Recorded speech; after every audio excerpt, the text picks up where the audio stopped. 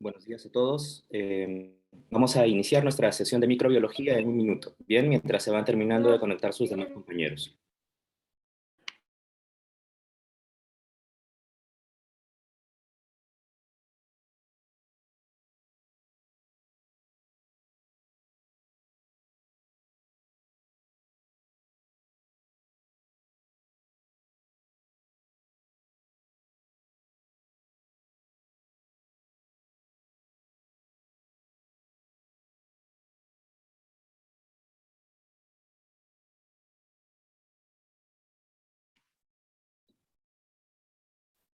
Muy bien, buenos días a todos nuevamente. Vamos a dar inicio a nuestra sesión número 5 de microbiología, sesión en la cual vamos a iniciar la revisión de las infecciones del tracto genitourinario, ¿no? Del tracto genitourinario.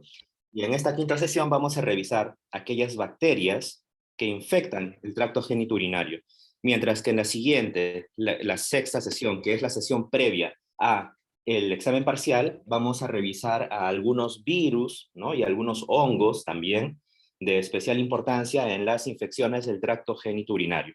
Pero el día de hoy vamos a revisar a 4 bacterias fundamentalmente, que son Escherichia coli, Treponema pallidum, Neisseria gonorrhoeae y Chlamydia trachomatis. En realidad, estas 4 bacterias son de suma importancia porque son las que están más relacionadas a las infecciones del tracto genitourinario, ¿no? Las infecciones bacterianas son muy frecuentes, son de fácil contagio, dado que estas bacterias, ¿no?, se transmiten de persona a persona por contacto sexual fundamentalmente. Entonces es ampliamente distribuida la frecuencia de las infecciones causadas por estas bacterias. Yo sé que ya han venido leyendo, ¿no?, los capítulos correspondientes a Treponema, a Escherichia coli. Cabe destacar, y aquí quisiera que me pongan atención, por favor, que en el libro que estamos revisando cada semana, nuestro libro Murray, ¿correcto? Hay un capítulo de enterobacterias. Dentro de las enterobacterias se encuentra Escherichia coli, y Escherichia coli está dividida en realidad en distintos tipos de Escherichia coli relacionadas principalmente a las infecciones gastrointestinales. Esto lo vamos a revisar más adelante, pero hay una Escherichia coli que es la que nos interesa el día de hoy, que es la Escherichia coli uropatogénica. En ese capítulo, en el libro Murray, no se habla mucho sobre Escherichia coli uropatogénica, ¿ok? Pero se habla lo suficiente con la información mínima que debemos saber y que vamos a ampliarla el día de hoy, precisamente porque ese párrafo o 2 párrafos sobre Escherichia coli uropatogénica merecen la pena ser ampliados el día de hoy. Bien, entonces decíamos que la Escherichia coli es una enterobacteria, ¿no? De las enterobacterias nosotros vamos a estudiar distintas bacterias más adelante, Salmonella, Escherichia coli, etcétera, etcétera, ¿no? Pero el día de hoy vamos a estudiar a la Escherichia coli, que, como decíamos, se divide a la vez en distintos tipos de Escherichia coli. Vean ustedes, principalmente relacionadas a las infecciones del tracto gastrointestinal. Tenemos a la enteropatogénica, a la enterotoxigénica, ¿no?, que infectan el intestino delgado, la enterohemorrágica, la enteroinvasiva, que infectan el intestino grueso. Tenemos a otras más, ¿no? Pero tenemos a una muy especial, que es la Escherichia coli uropatogénica. La Escherichia coli uropatogénica. Ella ingresa al tracto urinario y va a causar, a partir de ahí, infección a 2 niveles, en 2 órganos. A nivel de la vejiga, produciendo una infección que es la cistitis, o puede subir mucho más y llegar a nivel de los riñones para causar una infección que es la pielonefritis. A partir de ahí, este patógeno puede diseminarse por el torrente sanguíneo para causar sepsis o urosepsis. Entonces, ¿qué es lo que nos debe quedar de esta lámina? Es que la Escherichia coli uropatogénica está fundamentalmente relacionada con 3 infecciones: cistitis, pielonefritis y urosepsis. Es clásica pregunta de examen, estimados alumnos, ¿no? A veces les colocan cuál es el patógeno relacionado con las infecciones cistitis, pielonefritis y urosepsis, y les colocan Treponema pallidum, Neisseria gonorrheae, Haemophilus ducreyi, etcétera, etcétera, bacterias uropatogénicas, claro que sí, y les colocan Escherichia coli uropatogénica, pero muchas personas no recuerdan el hecho que la Escherichia coli uropatogénica causa este tipo de infecciones, ¿no? Entonces, más relacionan a esta bacteria con las infecciones gastrointestinales. Pero el día de hoy estamos aprendiendo entonces que, vean ustedes por sus siglas en inglés, UPEC, ¿no? Escherichia coli uropatogénica a nivel del riñón, UPEC aquí, bladder a nivel de la vejiga, causando cistitis y pielonefritis respectivamente. ¿Ok? Eso a modo introductorio. Entonces, estamos hablando de una bacteria, Escherichia coli, ¿correcto? Que infecta estos dos niveles. Pero, ¿cuáles son los factores de virulencia que debemos recordar de manera especial para Escherichia coli? Escherichia coli, en realidad, estimados alumnos, es una bacteria que habita de manera inofensiva en el tracto gastrointestinal, en el colon de muchas personas. Habita ahí, sin causar ningún daño.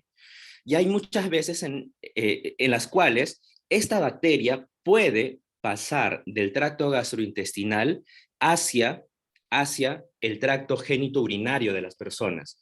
¿Cómo es que pasa? No es muy difícil de imaginarlo, ¿verdad? Cuando una persona defeca, ¿no? Y limpia la zona de defecación, muchas veces puede arrastrar, al limpiarse de atrás hacia adelante, puede arrastrar ese tipo de bacterias hacia el tracto genitourinario. Yo les pregunto, ¿en qué tipo de personas es más sencillo que esto suceda? ¿En los caballeros o en las damas? En las damas, ¿verdad? Por razones anatómicas, por razones anatómicas. Y es por eso que muchas veces es recomendado que una persona pueda limpiarse después de defecar, no de atrás hacia adelante, sino de adelante hacia atrás, ¿no? Porque si fuera de atrás hacia adelante, podríamos arrastrar esta y otras bacterias, otros patógenos, ¿no? Porque esta es una bacteria que habita en el tracto gastrointestinal al final, ¿no? ¿Y qué sucede cuando este patógeno viaja hacia el tracto genitourinario, de la manera que ya lo hemos mencionado? Lo que sucede es que este patógeno va a ingresar al tracto genitourinario por la uretra, y para ascender por la uretra, ¿qué necesita este patógeno? Necesita agarrarse, ¿no? del uroepitelio, ¿no? Necesita cogerse del uroepitelio. ¿Por qué? Porque si no se agarrara fuertemente del uroepitelio, ¿qué creen que va a suceder? Este patógeno sería liberado fácilmente por la orina, ¿verdad?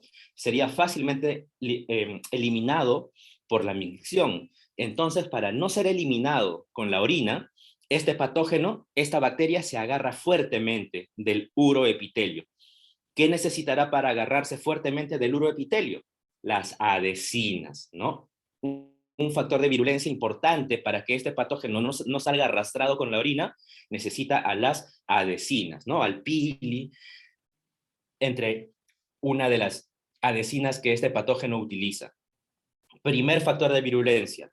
Segundo factor de virulencia, la hemolicina HLIA, ¿no? La hemolicina que tiene como función lisar, destruir los eritrocitos, ¿no? Y también está relacionada la hemolicina con la respuesta inmunitaria, la liberación de citocinas, la estimulación de una respuesta inflamatoria, ¿no? Y de esa manera es que la hemolicina eh, produce la liberación de citocinas por un lado, pero por otro lado produce también la respuesta inflamatoria. Y esa respuesta inflamatoria se ve traducida precisamente en la pielonefritis, en la cistitis. Bien, entonces dos factores de virulencia de especial importancia, las adhesinas y las hemolicinas para Escherichia coli uropatogénica. Bien, ¿cómo se transmite este patógeno? Ya lo decíamos, ¿no? El autor aquí nos relata algo que ya les he mencionado hace unos instantes, ¿no? La mayor incidencia es en las damas, ¿no? Por las razones anatómicas evidentes, ¿no? Y la uretra femenina, ¿no? Y el tracto que recorre para ascender a la vejiga es evidentemente también mucho más corto que en los varones, ¿no? Entonces, esta es una enfermedad que se va a poder encontrar de manera frecuente en las damas, sobre todo que visitan al nefrólogo, que visitan a los médicos especialistas. Bien, entonces, infección por Escherichia coli uropatogénica. Esta Escherichia coli, vean ustedes, es un patógeno que vamos a estudiar más adelante y tiene una serie de factores de virulencia. Pero ¿cuáles debemos recordar por el momento? Debemos recordar, por ejemplo, la presencia de, eh, de este sistema de secreción, por ejemplo, para que pueda liberar ¿qué cosa? Las toxinas, ¿no? Las toxinas como la hemolicina. Luego tenemos a distintas adhesinas, vean ustedes, ¿no? El pili tipo 1, ¿no? El pili tipo P, ¿no? Y vean ustedes, el lipopolisacárido, ¿no? El lipopolisacárido, que recuerden ustedes, es propio de quién, de las bacterias gram negativas o de las gram positivas, ¿no? Las Escherichia coli, las enterobacterias son bacterias gram negativas. Vean ustedes este lipopolisacárido, ¿no? Este lipopolisacárido, y recuerden ustedes también, porque les pueden preguntar, este lipopolisacárido está compuesto de 3 regiones, ¿verdad? Una más externa, que es el antígeno O, una central, que es el polisacárido central, y una más interna, que es el lípido A. El lípido A actúa muchas veces como endotoxina bacteriana, ¿no? Y esa endotoxina bacteriana va a tener la particularidad que puede generar también respuestas inflamatorias. Entonces, ¿por qué menciono esto, estimados alumnos? Porque este antígeno O externo,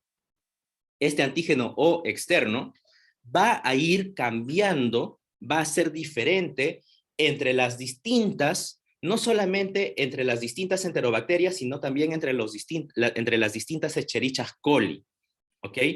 En este momento no nos vamos a detener en ver esa variación, pero sepamos desde ahora que cuando estudiemos más adelante a las demás Escherichia coli, este antígeno O es el que va cambiando de Escherichia en Escherichia, y de esa manera es que tenemos las distintas cepas de Escherichia coli. Por ejemplo, va a haber un momento en que hablemos de la Escherichia coli enterohemorrágica, la O157, es porque este antígeno O tenemos tantos antígenos, tantas echerichas con antígenos O diferentes, que tenemos el antígeno O1, O2, O3, así sucesivamente hasta el O157 y más. Y esa O157 es una de las Escherichia coli más patogénicas que infectan el tracto gastrointestinal. Entonces, estas Escherichia coli, tenemos al género de Escherichia, la especie coli, ¿correcto? Pero vean ustedes que internamente pueden ir variando en función de ese antígeno. ¿Este es el único antígeno que tiene la Escherichia coli? No, tiene muchos más. Tiene, por ejemplo, también a los antígenos flagelares, ¿no? A los antígenos flagelares, a los antígenos capsulares. El antígeno flagelar es el antígeno H, el antígeno capsular es el antígeno K. Esto es importantísimo que lo sepamos desde ahora, porque nos va a permitir entender mucho mejor cuando estudiemos a las demás Escherichia coli, ¿ok? Pero para Escherichia coli uropatogénica, decíamos que nos interesa recordar fundamentalmente a 2 factores de virulencia: las adhesinas, los pilis y tal, y a una toxina que es la hemolicina. Además de todos los demás factores de virulencia, vean ustedes a los sideróforos también, que son muy importantes para que pueda captar hierro, la bacteria, etcétera, ¿no? Aquí, en esta lámina, el autor nos presenta de manera más ordenada los distintos factores de virulencia. Las adhesinas, en las adhesinas tenemos al pili, a las fimbrias, al curli, etcétera. En cuanto a las toxinas, tenemos fundamentalmente a la hemolicina, ¿no? A la hemolicina. Y vean ustedes aquí al lipopolisacárido, pero específicamente a la parte interna del lipopolisacárido, que viene a ser el lípido A, ¿no? Esta parte anaranjada, el lípido A, que actúa como endotoxina bacteriana, ¿no? ¿Por qué es endotoxina? Porque es una toxina que forma parte interna de la bacteria, ¿no? Parte de su estructura bacteriana.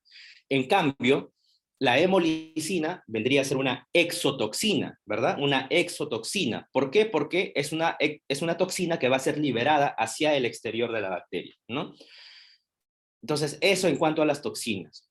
También esta bacteria tiene otros factores de virulencia relacionados a la evasión inmune. Ahí tenemos Ahí tenemos, por ejemplo, al antígeno O. El antígeno O también tiene participación en repeler la actividad de algunos fagocitos, de algunos macrófagos, ¿no? La cápsula, evidentemente la cápsula también está relacionada a la evasión de la acción del sistema inmunológico, ¿no? Y finalmente tenemos a los sideróforos, ¿no? A los receptores de hierro, que están relacionados fundamentalmente con precisamente la adquisición del hierro por parte de la bacteria, ¿no?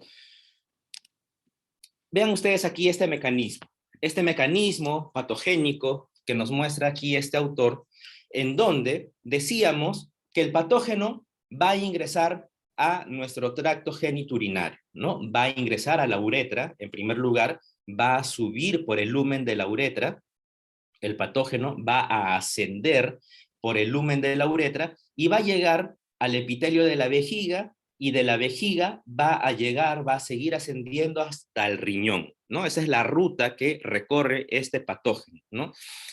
Ingresa por la uretra, sube a la vejiga, luego sube al riñón, y a partir del riñón, este patógeno puede diseminarse por el torrente sanguíneo, ¿ok?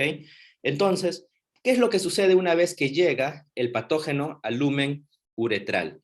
Lo que sucede, vean acá ustedes, señores, es que una vez que ingresa, decíamos que este patógeno tiene dos factores de virulencia especiales, ¿verdad? Las adhesinas y las hemolisinas.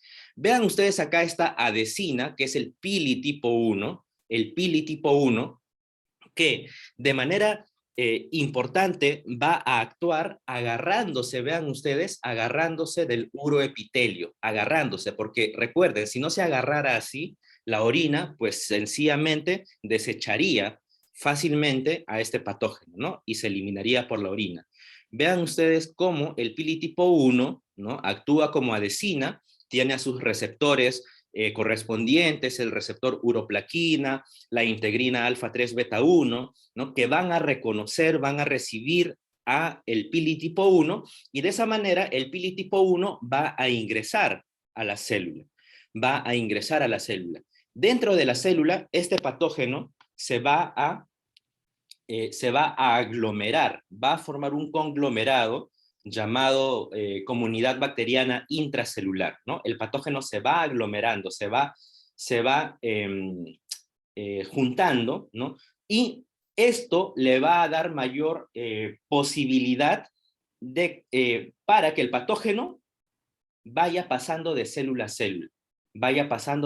célula, y de esta manera es como va ascendiendo el patógeno a nivel de la vejiga y luego a nivel del riñón, Y cuando llega inclusive a nivel del riñón, señores, acá tenemos a esta hemolicina HLIA, la hemolicina HLIA causante de la respuesta inflamatoria, de la inflamación, de la apoptosis, de la exfoliación de las células a nivel de la vejiga primero y a nivel renal después. Bien, entonces, dos factores de virulencia de importancia, las adhesinas y las hemolisinas. Pero la historia termina a nivel renal únicamente, no termina a nivel renal únicamente, ¿no? Este cuadro nos ayuda a recordar la ruta que sigue, ¿no? Este patógeno. Vean ustedes aquí, estamos primero en el lumen intestinal, en el intestino grueso, ¿no? Este patógeno, la Escherichia coli, habita en el intestino grueso, decíamos, de manera inofensiva, de manera comensal, como parte de la microflora bacteriana, ¿no? Ahí tenemos a la Escherichia coli conviviendo con innumerables patógenos comensales propios del intestino. Pero este patógeno, decíamos, que tiene la posibilidad luego de viajar, ¿no? Ya hemos visto cómo es que este patógeno viaja al tracto genitourinario, ¿correcto? Y una vez que llega al tracto genitourinario, ingresa por la uretra,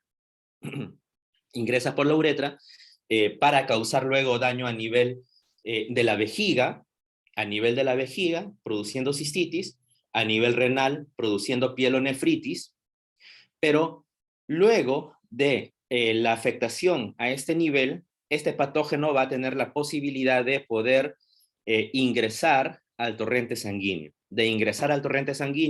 para causar urosepsis. Para causar urosepsis se disemina este patógeno por el torrente sanguíneo y puede causar sepsis, puede causar shock séptico y en algunos casos inclusive puede producir la muerte del paciente, ¿no? Pero vean ustedes la ruta general de este patógeno desde su convivencia normal a nivel o inofensiva a nivel del intestino hasta luego llegar al tracto genitourinario y poder diseminarse también por la sangre, ¿ok?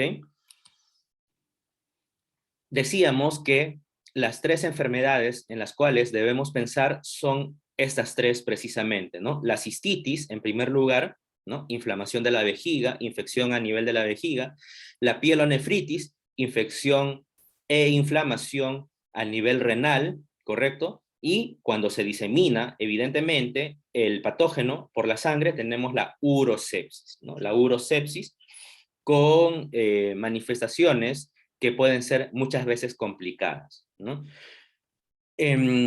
Este cuadro es bastante interesante, ojalá que lo hayan podido revisar, ¿no? Porque, en detalle, porque nos muestra precisamente aquellas características que diferencian a la cistitis y a la pielonefritis, ¿no? ¿Cuáles son los factores de riesgo para la cistitis, ¿no?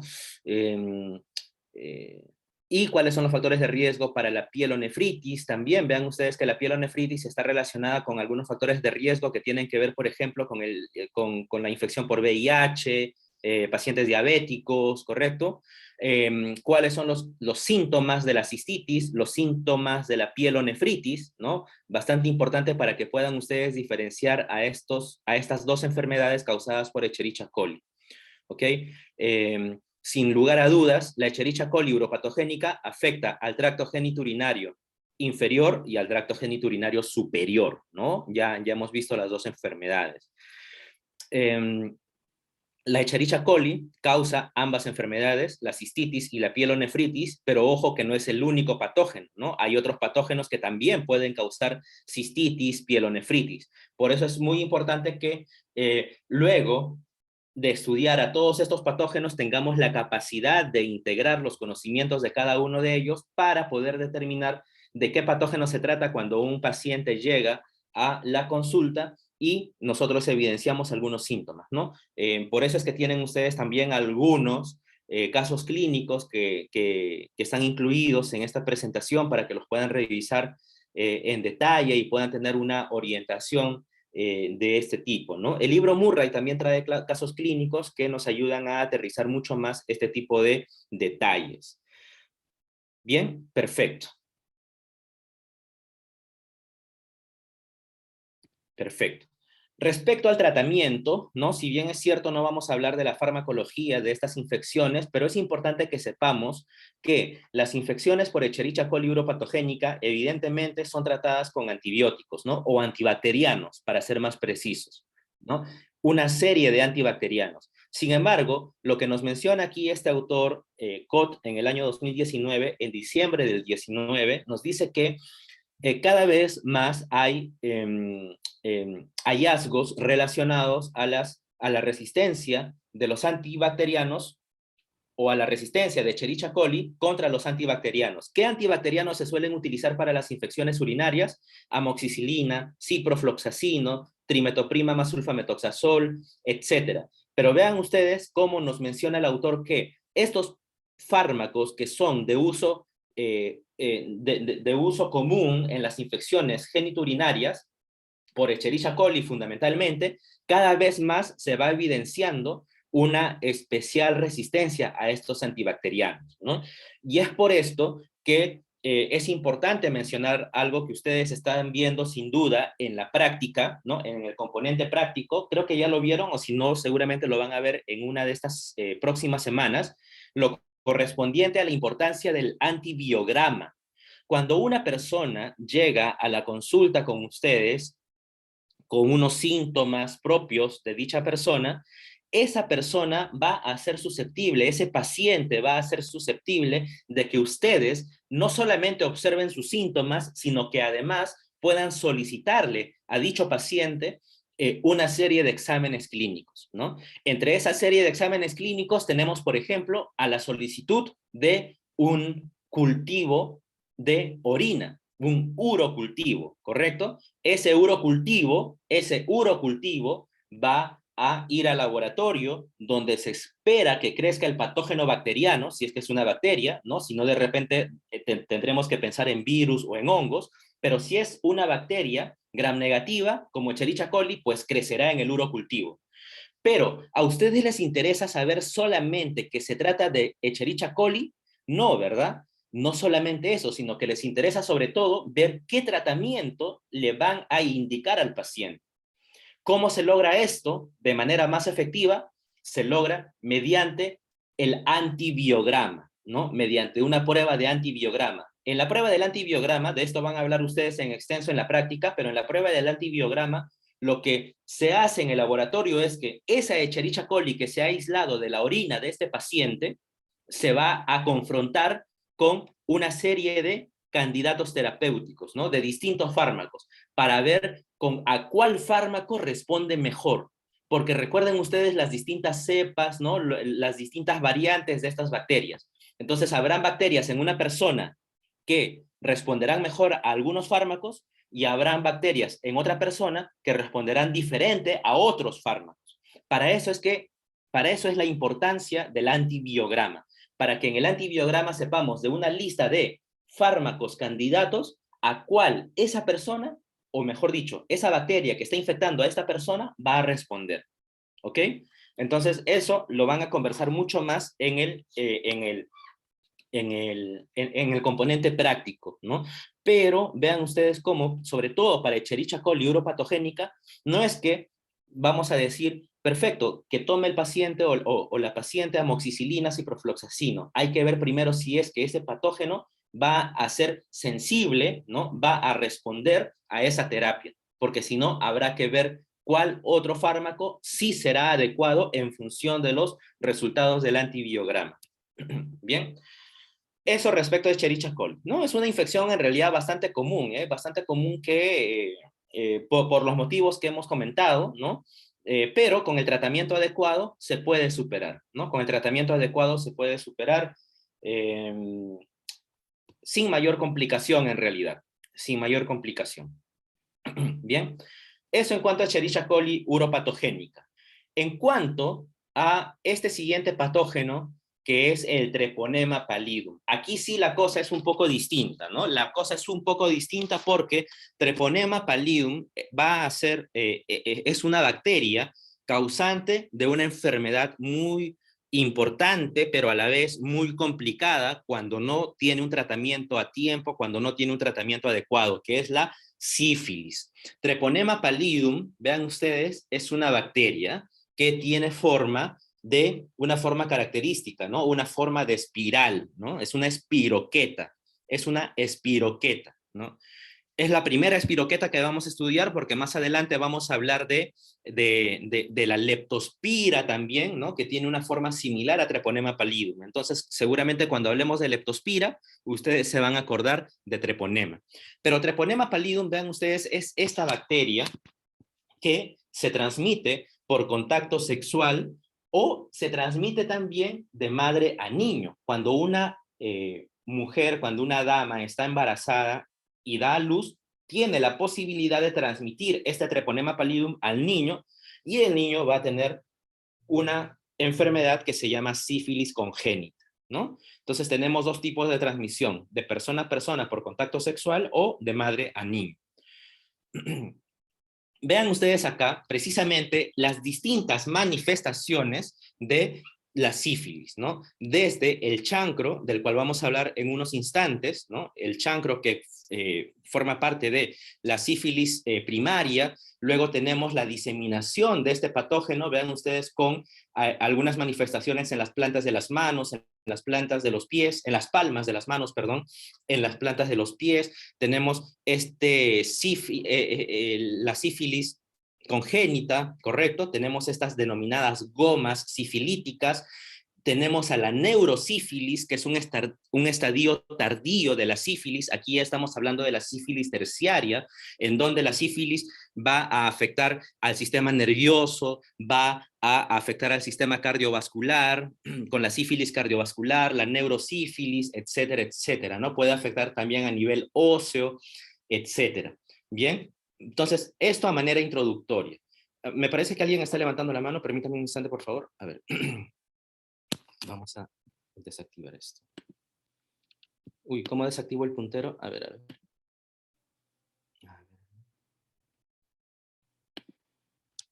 A ver, permítame un instante, pero mientras tanto, decíamos que la sífilis entonces se va a transmitir de persona a persona, ¿no? De persona a persona, pero no olviden, por favor, que también puede transmitirse de madre a niño cuando una madre está infectada, evidentemente, con este patógeno. A ver, me parece que estaba levantando la mano, ahora sí tengo el puntero aquí, me parece que estaba levantando la mano la doctora Seminario. Buenos días, doctora Seminario.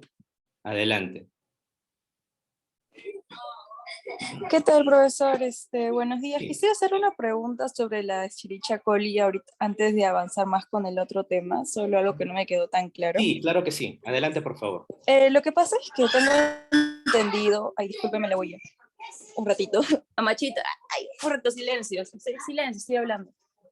Disculpe la huella. No, lo que pasa es que tengo entendido que para tratar la Escherichia coli hay ciertas partes a las que afecta el cuerpo donde no se puede tratar con antibacterianos, microbianos, ese tipo de medicamentos, y se tiene que hacer un examen microbiológico, no, microbiológico bacteriano, algo así. Y aparte sale como un esquema con distintos compuestos químicos de distintos medicamentos, ¿no?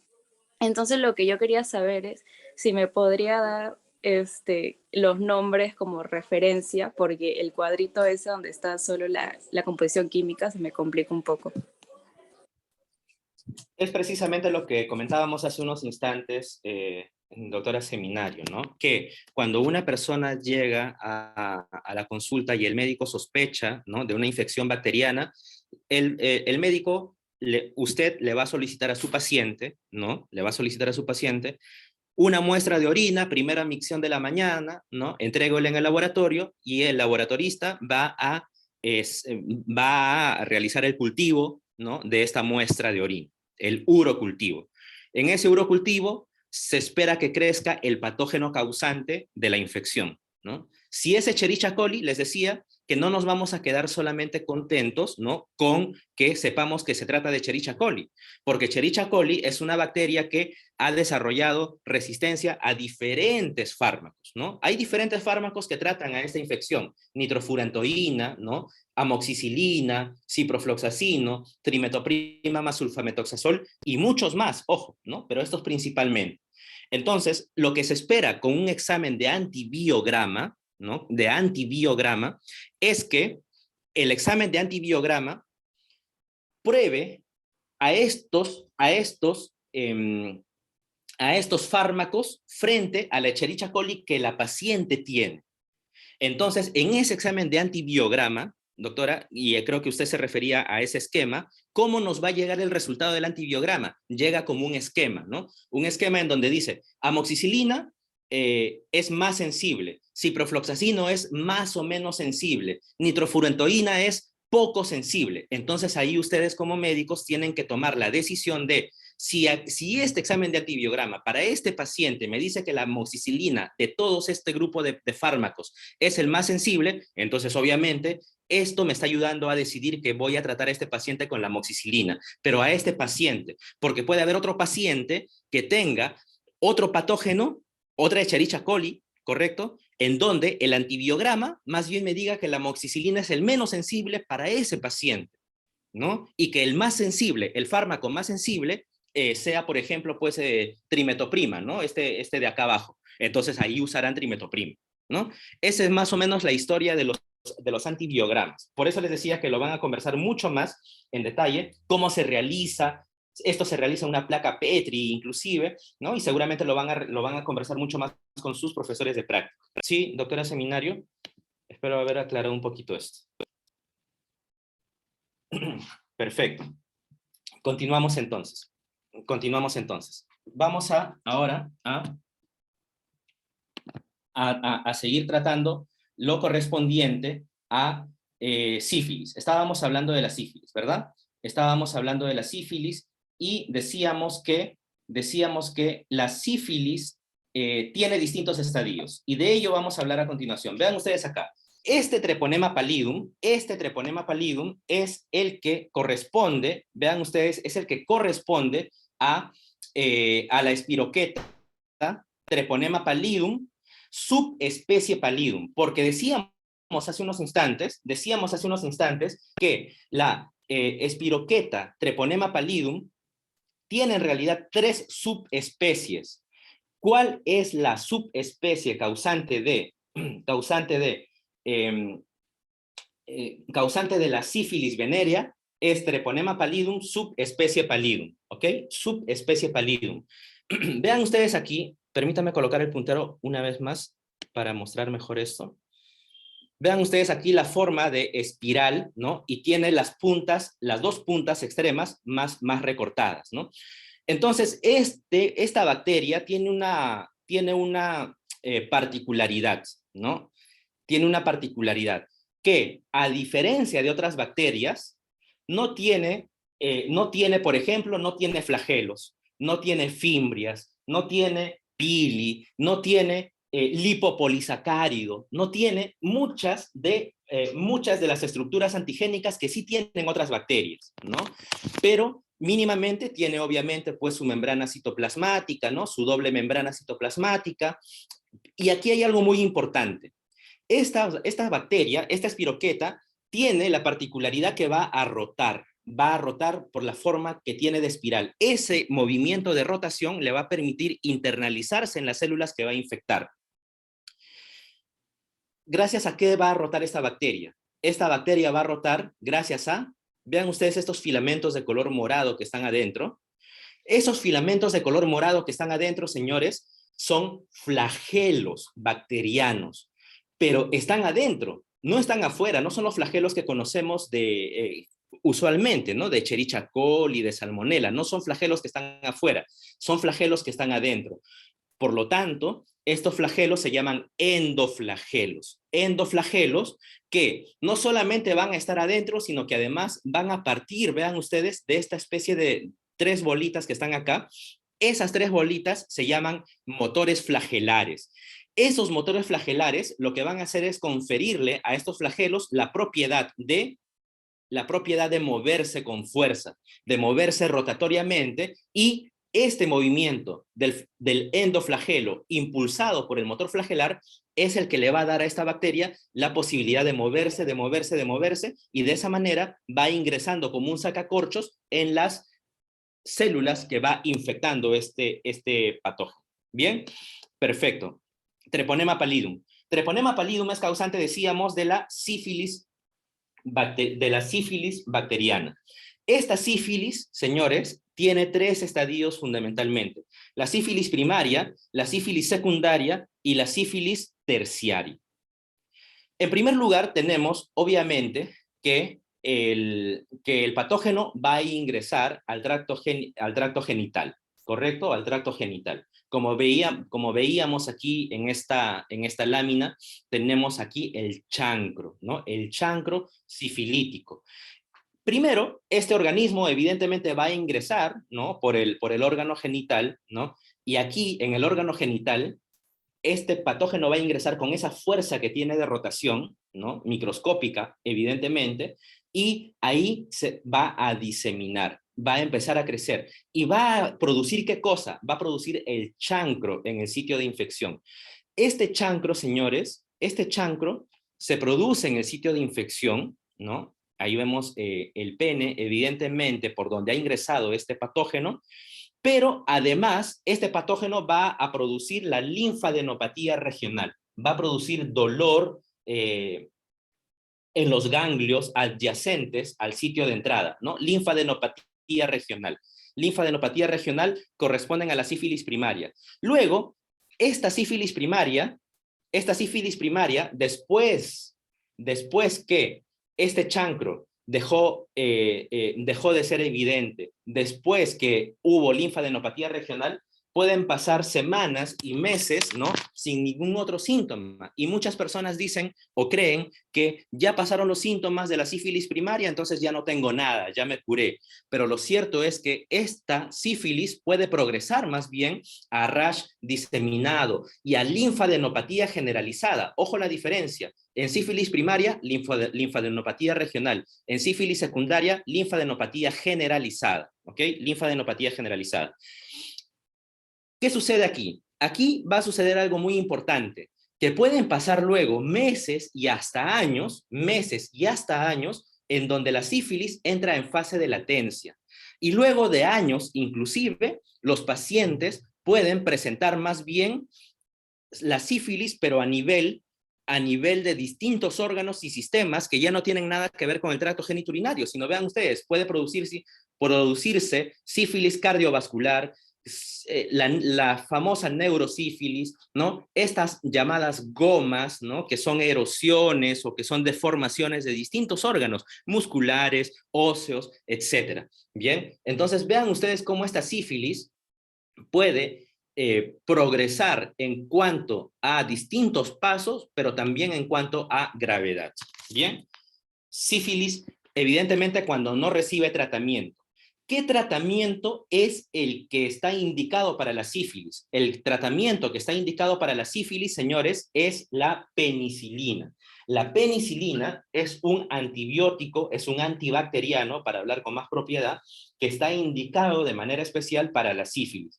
Entonces, ese antibacteriano debería ser administrado aquí, ¿no?, en la sífilis primaria, fundamentalmente, para que no progrese hasta estos niveles de la sífilis terciaria. Bien, decíamos que algo importante que debemos considerar acá es, ya lo veíamos en esta imagen, ¿qué antígenos ven ustedes acá? ¿Qué estructuras ven ustedes acá, señores, que puedan causar algún daño en nuestro organismo?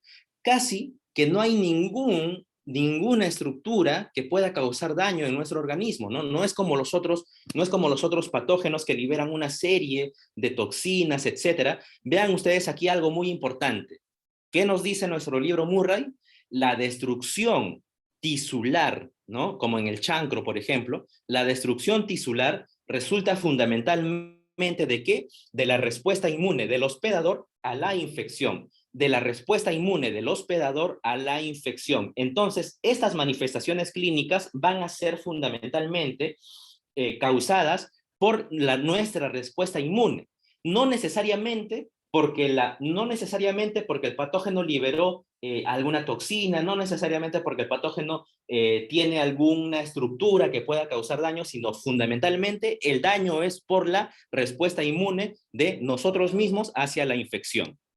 Bien, entonces vean ustedes, acá tenemos precisamente, ¿no?, este chancro, ¿no?, chancro sifilítico, ¿no?, propio de la sífilis primaria, pero vean ustedes luego también cómo en las plantas de los pies, en las palmas de las manos, también pueden presentarse este tipo de placas escamosas, ¿correcto?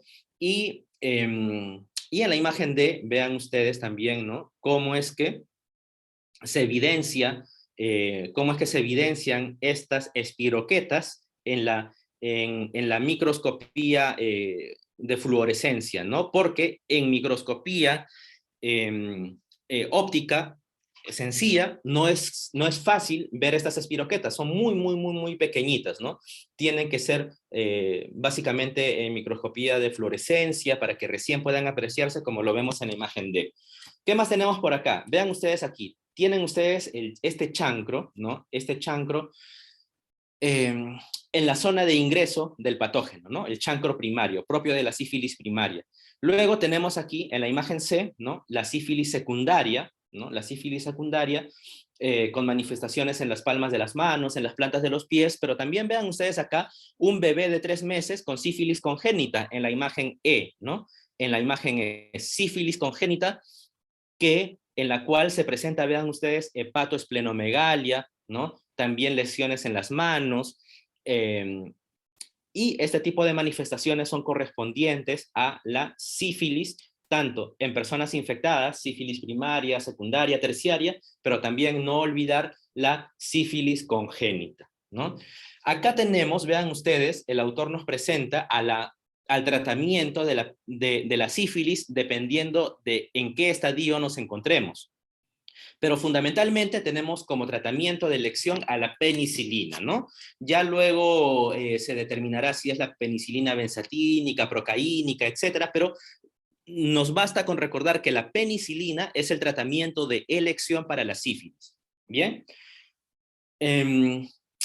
Evidentemente, la sífilis tiene una incidencia en todo el mundo, señores, en todo el mundo, y es muchas veces relacionado también con otras infecciones del tracto genitourinario, como el VIH también. ¿Ok? Como el VIH. Entonces, ya vamos a hablar de otras infecciones de transmisión sexual en la próxima semana cuando hablemos de virus y de hongos. Eso en cuanto a sífilis, señores. En cuanto a este otro patógeno, Neisseria gonorrhoeae, ahí tenemos al famoso gonococo, ¿no? Es un diplococo que nos hará recordar mucho, seguramente, a otro diplococo que ya hemos estudiado, al meningococo, ¿no? Es su primo hermano. La Neisseria gonorrhoeae es el primo hermano de Neisseria meningitidis. Recuerden acá ustedes, ya veíamos esta lámina en donde observábamos que la estructura de Neisseria meningitidis es sumamente similar a la estructura de la Neisseria gonorrhoeae, ¿correcto? Es sumamente similar a la Neisseria gonorrhoeae. La Neisseria meningitidis evidentemente tiene una cápsula, ¿no? Que es lo que le permite diferenciarse de la Neisseria gonorrhoeae, pero vean ustedes que, por lo demás, este patógeno tiene al lipo-oligosacárido, ya no es lipopolisacárido, tiene al lipo-oligosacárido, tiene a unas proteínas de opacidad, tiene a este pili, ¿no? A este pili que se va a unir evidentemente a los distintos receptores dependiendo de cuál célula vaya a infectar, ¿no? Acá vean ustedes, hay una diferencia entre el pili de la Neisseria meningitidis, que tiene un receptor, el receptor del factor activador de plaquetas, y en cambio el pili de la Neisseria gonorrhoeae tiene otro receptor, ¿no? Este receptor 3 del complemento, CR3, ¿no? Pero por lo demás, vean ustedes, tenemos a la proteína de opacidad A y a la proteína de opacidad A, al pili y al pili, al lipo-oligosacárido, al lipo-oligosacárido, ¿no? Como les decía, si hemos estudiado a la Neisseria gonorrhoeae, seguramente nos acordaremos de muchas cosas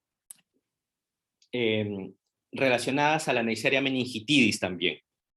Entonces tenemos acá, vean ustedes, estimados alumnos, cómo en la estructura de esta bacteria, tenemos fundamentalmente el pili tipo 4. Recuerdan ustedes que cuando hablábamos de Neisseria meningitidis, decíamos que el pili tipo 4 es el primero en interactuar con el receptor, ¿no? Con el receptor de la célula del hospedero, y a partir de ahí íbamos a tener luego la acción de otras adhesinas. Bueno, aquí sucede lo mismo también. Al pili tipo 4 lo tenemos como una de las adhesinas más importantes porque es la primera que va a interactuar, ¿no? Tenemos al lipo-oligosacárido. Señores, recuerden ustedes que la Neisseria, sea meningitidis o sea gonorrhoeae, cualquiera de las dos, no tiene lipopolisacárido, tiene lipo-oligosacárido. ¿Cuál es la diferencia? Yo estoy seguro que todos podemos responder, ¿verdad? En el lipo-oligosacárido, ¿qué cosa no tenemos? ¿Se acuerdan de la estructura de 3 componentes del lipopolisacárido? En donde en la parte más externa teníamos antígeno O, al medio teníamos a la región central y en la parte interna teníamos al lípido A. ¿Qué cosa de ello no tiene este lipo-oligosacárido? Le falta uno de ellos, ¿verdad? Entonces, eso muy importante de recordar. Tenemos a la proteína de opacidad, la proteína OPA, las porinas, etcétera, ¿no? Luego tenemos, vean ustedes, acá estos puentes de transporte a través de los cuales el patógeno puede transportar, valga la redundancia, ácidos grasos, puede transportar algunas moléculas antimicrobianas, ¿no? Algunas moléculas antimicrobianas, como las beta-lactamasas, por ejemplo, ¿no? Que son unas enzimas que actúan contra los antibióticos beta-lactámicos. Esas sustancias se transportan a través de estos, valga la redundancia, transportadores, ¿no? A través de estas porinas, y también este patógeno tiene una serie de elementos que le permiten captar hierro, Fundamentalmente, señores, estos dos factores de virulencia mencionados arriba, ¿no? Los relacionados a la estructura y los relacionados a la adquisición de hierro y al intercambio de sustancias de adentro hacia afuera y de afuera hacia adentro en la superficie de este patógeno. Veamos también este con la letra D, ¿no? Este de la letra D nos muestra algo muy interesante. Nos muestra la capacidad que tiene la Neisseria gonorrhoeae, ¿para qué? Para poder convivir con la interacción que va a tener este patógeno con los neutrófilos que vamos a ver más adelante. Señores, acá en la gonorrea hay una manifestación clínica muy importante, que es obviamente la gonorrea, pero esta gonorrea se caracteriza por la producción de pus, de secreciones muy purulentas. Ya vamos a ver por qué se produce esto. Aquí vamos a ver esto, ¿no? Tenemos aquí al uroepitelio, ¿no? Al uroepitelio, y vemos acá cómo llega este gonococo. Ahí tenemos la llegada del gonococo, Neisseria gonorrhoeae, ¿no? Y aquí tenemos, decíamos, el primero que actúa en la Neisseria, no importa si es meningococo o gonococo, el primero que actúa es el pili tipo 4. El pili tipo 4. A partir de ahí van a interactuar las demás adhesinas, ¿no? La proteína de opacidad, etcétera, ¿no? Pero aquí tenemos una primera interacción. A partir de ahí, señores, vamos a tener luego esta aglomeración, pero también esta competición del gonococo con la microbiota que reside de manera habitual en el uroepitelio. ¿Competición para qué? Competición para adquirir, ¿no? Distintos nutrientes como el hierro, por ejemplo, ¿no? Entonces ahí se va a asentar el gonococo, va a irse nutriendo, va a ir juntándose, va a ir conglomerándose y va a ir colonizando. Vean ustedes cómo coloniza e invade el epitelio, el uroepitelio. ¿Cómo invade el uroepitelio este patógeno? Vean, señores, atraviesa la célula del uroepitelio. Ojo, no pasa el patógeno entre dos células, ¿correcto? Sino que atraviesa el uroepitelio. Entonces ahí recordarán ustedes estos tres tipos que mencionábamos, o estos tres mecanismos que mencionábamos por los cuales un patógeno puede atravesar una barrera, ¿no? Epitelial en este caso. Hablábamos de la vía paracelular cuando atraviesa, ¿no? Cuando atraviesa entre dos células.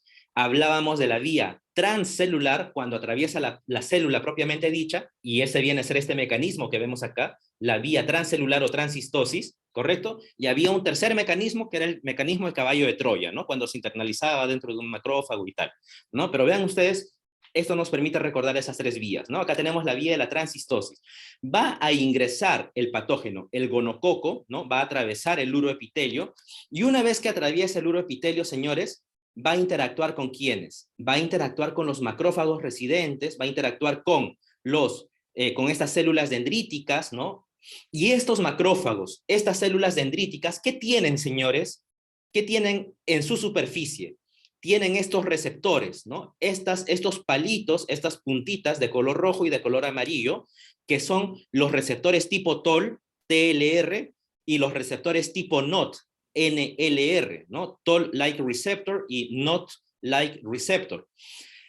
Señores, vean ustedes cómo interactúa el gonococo, ahí están las dos bolitas, ¿no? El gonococo con estos receptores. Esta interacción con estos receptores, señores, va a producir la sobreproducción, va a producir una sobreseñalización. ¿Para qué? Para la aparición de citocinas y de quimiosinas proinflamatorias. Acá ya estamos teniendo una primera un primer mecanismo para la inflamación a este nivel.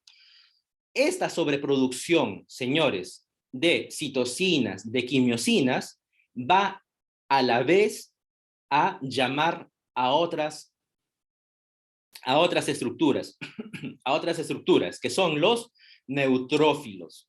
Son los neutrófilos. Y vamos a tener aquí algo muy interesante, un influjo de neutrófilos. Influjo de neutrófilos sobre aglomeración de neutrófilos. Señores, vean ustedes acá, el patógeno se va a internalizar dentro de estos neutrófilos,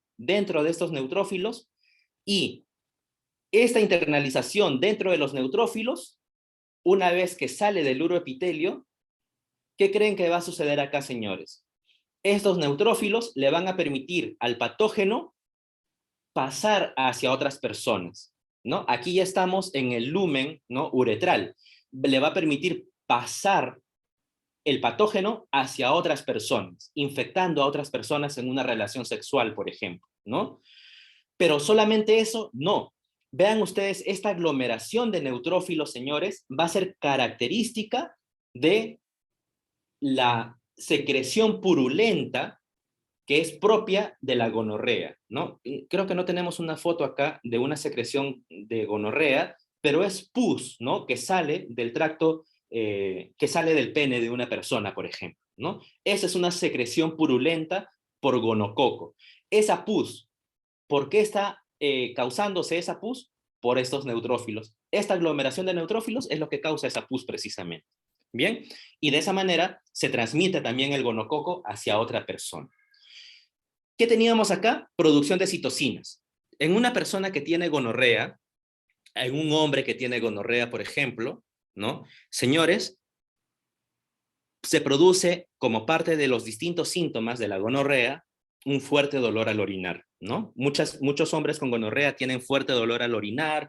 ¿Por qué? Precisamente hay inflamación a nivel uretral, por ejemplo, ¿no? Además de esta producción purulenta, ¿no? Esta pus que sale, ¿no?, por el glande propio de esta sobreproducción de neutrófilos, influjo de neutrófilos, ¿no?, y de fagocitos. Bien. Respecto precisamente a las manifestaciones clínicas por meningococo, tenemos en primer lugar a la gonorrea, ya lo decíamos, ¿no? Señores, secreción purulenta, blanquecina, ¿no? Blanquecina y muchas veces dolorosa en la zona afectada, ¿no? Tras un periodo de incubación de 2 a 5 días. Secreción purulenta. Señores, en la sífilis, ¿tenemos secreción purulenta? No tenemos secreción purulenta. En la gonorrea sí. Ahí vemos algunas diferencias entonces. Bien. La gonorrea también se puede diseminar desde el aparato urinario a través de la sangre hasta la piel, a las articulaciones, ¿no? Y puede causar inclusive manifestaciones de tipo artritis, ¿ok? Manifestaciones de tipo artritis. Pero sepamos fundamentalmente, así como decíamos, señores, así como decíamos que para la sífilis el tratamiento de elección era la penicilina, aquí algo muy importante que quisiera que tengan en cuenta, por favor, es que la penicilina, señores, la penicilina no va a funcionar en la gonorrea. Ojo, esto es algo que muchas personas confunden porque a veces dicen que, como la sífilis es lo que se usa, lo que se debe usar para la sífilis, la penicilina, está relacionada con la sífilis. Perfecto, en los casos de gonorrea también la penicilina es el tratamiento indicado. Falso. La penicilina, así como muchos otros antibióticos, señores, actualmente ya no sirven para tratar a la gonorrea. Vean ustedes este cuadro, qué interesante, ¿no? Qué interesante este cuadro, nos muestra una línea histórica, ¿no?, respecto a los tratamientos que se han utilizado para la gonorrea. Las penicilinas, por ejemplo, las penicilinas se empezaron a usar en el año 40, ¿no? Pero ¿cuándo dejaron de usarse? En los años 60. ¿Por qué? Porque estas penicilinas se vieron ante la resistencia del gonococo. Entonces, penicilina ya no sirve para gonorrea, ¿no? Y así con el tiempo fueron apareciendo otros fármacos como las tetraciclinas, las cefalosporinas, pero las fluoroquinolonas, pero vean ustedes aquí, en el lado izquierdo tenemos la aparición de esos tratamientos y en el lado derecho tenemos la descontinuación de esos tratamientos. ¿Por qué? Precisamente debido a la resistencia de gonococo hacia estos fármacos, ¿ok? Y ya ha llegado un punto en el cual muchos autores se preguntan, ¿no? O requieren la necesidad de investigación de otros fármacos porque los antibacterianos más conocidos que vemos acá ya no están sirviendo para el tratamiento de la gonorrea, ¿ok? Entonces, esto como comentario fundamentalmente, pero no confundir, por favor, que la penicilina sirve para tratar eh, a la sífilis, pero la penicilina no sirve para tratar a la gonorrea. Eso es algo que muchas veces tenemos duda o algunas personas se confunden mucho. ¿Bien? Finalmente, Clamidia trachomatis. Clamidia trachomatis es una bacteria muy pequeñita, señores, y que además va a producir dos tipos de enfermedades. Me parece que el seminario de esta semana es sobre Clamidia trachomatis, ¿sí? Es sobre Clamidia trachomatis, y ahí van a ver ustedes que son dos biovariedades de Clamidia trachomatis, ¿no? La biovariedad trachoma, ¿no? Relacionada a las infecciones oculares fundamentalmente, y luego tenemos a la variedad de linfogranuloma venéreo, ¿no? A diferencia de la sífilis y a diferencia de la gonorrea, Clamidia trachomatis, señores, también puede producir secreciones de los genitales. También puede producir secreciones, ¿no? ¿Quién produce secreciones? La gonorrea. La Clamidia trachomatis también produce secreciones.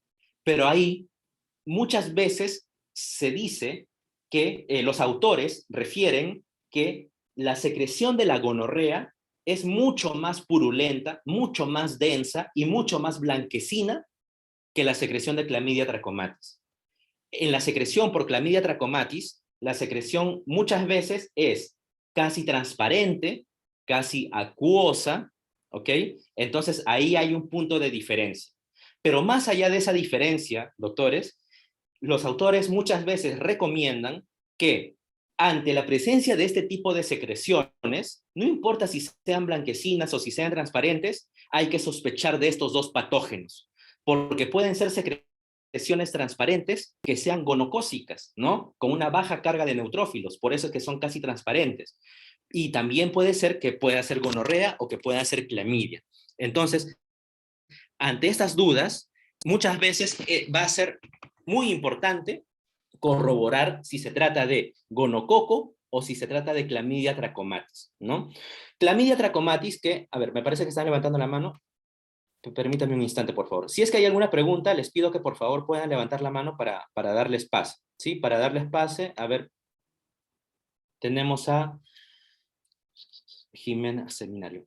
Creo que ya le habíamos escuchado. Doctora Seminario, nuevamente tiene una pregunta. Le escuchamos con mucho gusto. Sí, profesor, muchas gracias. Mi otra pregunta es, ¿por qué se cree, o bueno, se plantea la pregunta de que la gonorrea es intratable? Porque tengo entendido que no se puede tratar con penicilina, al igual que la sífilis. Entonces, ¿con qué se puede tratar o qué tipo de procedimiento se tendría que hacer en este caso? Muchas gracias, doctora Seminario. En estos casos, se espera, en primer lugar, que la remisión o la curación por parte de nuestro sistema inmunológico, la erradicación de la enfermedad por parte de nuestro sistema inmunológico, pero, como muy bien indicaba aquí el autor, ¿no? Vean ustedes acá, vean ustedes aquí, hay algunos fármacos que aún están desarrollando resistencia, ¿no? Como las cefalosporinas, por ejemplo, ¿no? Como las cefalosporinas, las de color morado, ¿no? Quiere decir que todavía están desarrollando resistencia, quiere decir que algunas pueden funcionar, algunas de estas moléculas pueden funcionar, algunas de estas moléculas ya no funcionan, ¿no? Entonces, aquí, doctores, entra a tallar nuevamente la importancia de los antibiogramas, ¿no? La importancia de los antibiogramas y de esa manera poder determinar contra qué fármaco puede responder un patógeno y contra qué fármaco no, ¿no? Entonces, por un lado, si bien es cierto, aquí el autor se pregunta, ¿es que acaso será que la gonorrea ya es intratable? Bueno, en algunos casos se espera la remisión por parte del sistema inmunológico que pueda acabar con esta enfermedad, ¿no? Pero si no es así, queda obviamente tratar a ese paciente con los fármacos que puedan responder. ¿Y cómo se determina qué fármacos pueden responder todavía?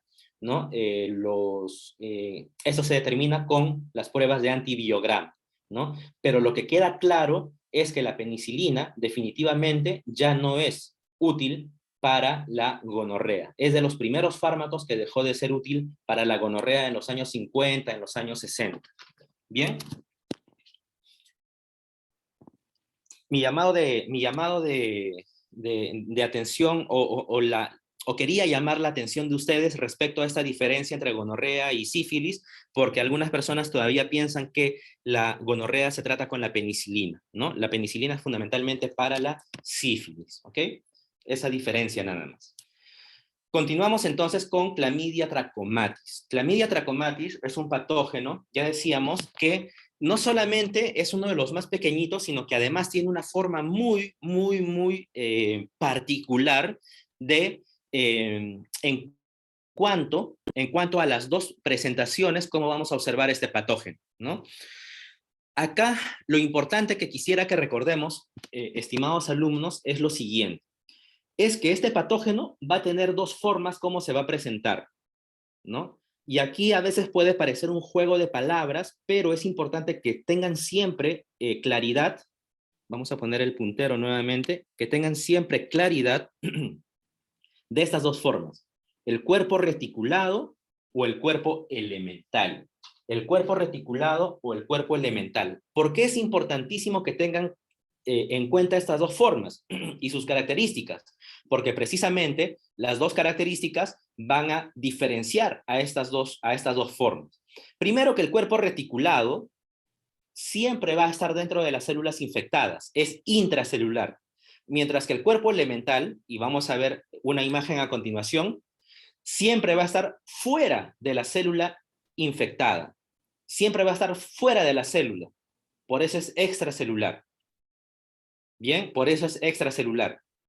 El cuerpo reticulado, que está dentro de una célula, ya está infectando a dicha célula, por lo tanto es una forma no infecciosa.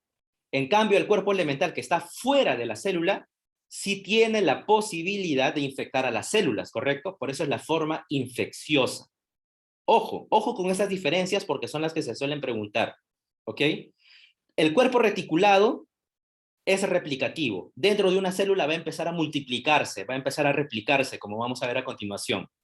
En cambio, el cuerpo elemental, que está fuera de la célula, no es replicativo, porque afuera de la célula va a estar libre nada más. Para la replicación necesita ser un cuerpo reticulado, ¿no? en una estructura llamada inclusión, que la vamos a ver a continuación. Bien, entonces, mensaje de esta lámina, señores. Vean ustedes estas tres características diferentes del cuerpo reticulado y del cuerpo elemental. Bien, decíamos que esta clamidia trachomatis, tiene los cuerpos elementales infecciosos porque van a llegar a infectar nuevas células, y los cuerpos reticulares no infecciosos. ¿Por qué son no infecciosos? Porque precisamente ya están dentro de la célula. Ya no pueden infectar otras células, están dentro de la célula, por eso son los cuerpos reticulares no infecciosos, ¿no? Creo que ya, me parece que ya tienen sus trabajos sobre Clamidia trachomatis para seminario, entonces esa lectura de seminario es sumamente interesante porque nos muestra el mecanismo, el recorrido, ¿no? de estos cuerpos elementales y cuerpos reticulares dentro de la célula, ¿no? Los cuerpos reticulares, y de eso seguramente van a tener una muy interesante conversación el día lunes, el día martes, con sus profesores de seminario. Pero vean ustedes acá, otro punto importante que debemos recordar son las dos biovariedades. La biovariedad tracoma y la biovariedad del linfogranuloma venéreo, ¿no? Y a su vez, este patógeno tiene varias serovariedades, ¿no? Varias serovariedades. Ahí tenemos a la serovariedad A, la B, la C. La del linfogranuloma, obviamente, es la serovariedad. Ahí tienen a la L1, la L2, etcétera, etcétera, ¿no? Que me parece que eso está sumamente detallado en su lectura de seminario, que me imagino ya la estamos dominando todos nosotros, ¿no? Pero en palabras sencillas, señores, este es un patógeno de transmisión sexual. Clamidia trachomatis es un patógeno de transmisión sexual. Y una vez que es transmitido de una persona a otra persona, este patógeno, señores, vean ustedes, va a llegar a la célula que va a infectar. Aquí tenemos en este color amarillo, esta bolita amarilla afuera, ese es el cuerpo, les pregunto, ¿reticulado o elemental? Es el cuerpo, este de aquí es el cuerpo reticulado o elemental. Es el cuerpo, señores, elemental, ¿verdad? Es el cuerpo elemental. El cuerpo elemental que es infeccioso, es extracelular, ¿correcto? Es extracelular. Vean ustedes cómo llega a infectar una nueva célula.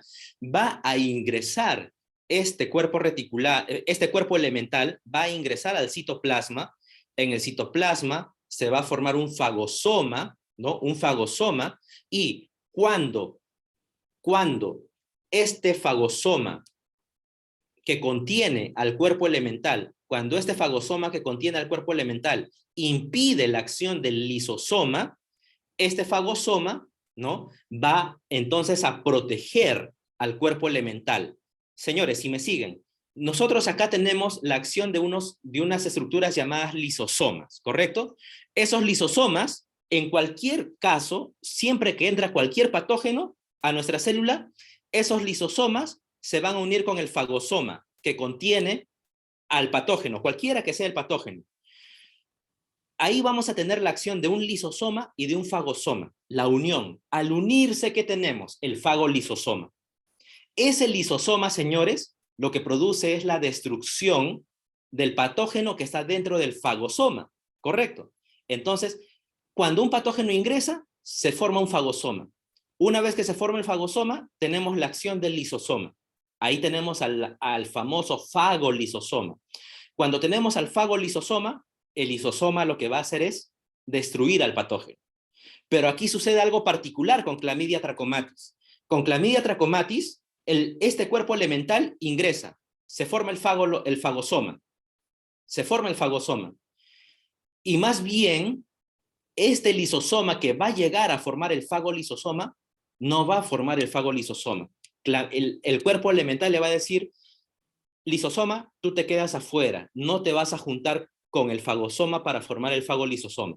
Y de esa manera, ese fagosoma, que ya no tiene la acción destructiva de un lisosoma, ese fagosoma va a quedar protegiendo al cuerpo elemental que está ahí adentro, Ese cuerpo elemental, señores, que está ahí adentro del fagosoma, va a empezar a multiplicarse dentro del fagosoma.